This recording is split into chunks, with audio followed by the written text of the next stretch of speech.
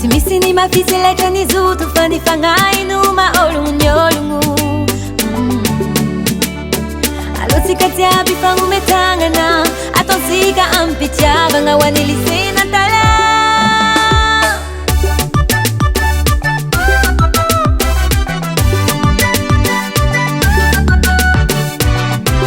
Miaraka mientagna ampandroso aze, nare aman-dreny na mpianatra ary koa mpagnabe.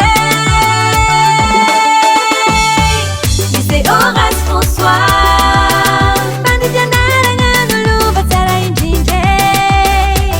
Lycée Horace François, dimampolo taogno, aleontsika jiaby andeha tsara izy.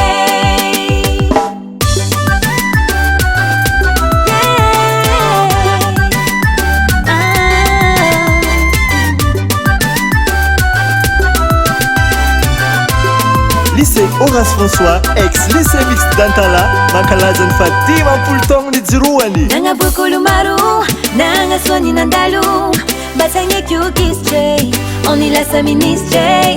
Tiany mbola tsy tara, avozintsika izy, azasentsika tambagna, alintsika jiaby izy hoe.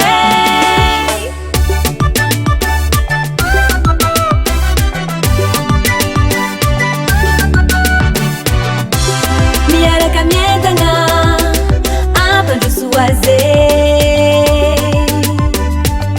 nare aman-dreny na mpianatra ary koa mpagnabe. Lycée Horace François, fandianaragna nolova tsara indrindra. Lycée Horace François, dimampolo taogno, aleontsika jiaby andeha tsara izy.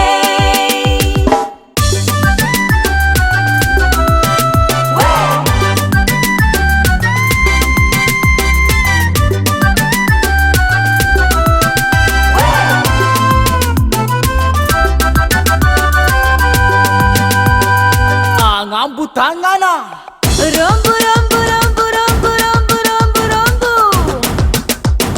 Lycée Horace François. Lycée Horace François, fandianaragna nolova tsara indrindra.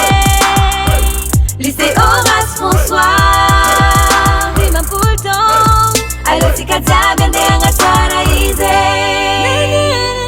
Lycée Horace François, fandianaragna nolova tsara indrindra. Lycée Horace François, dimampolo taogno, aleontsika jiaby andeha tsara izy.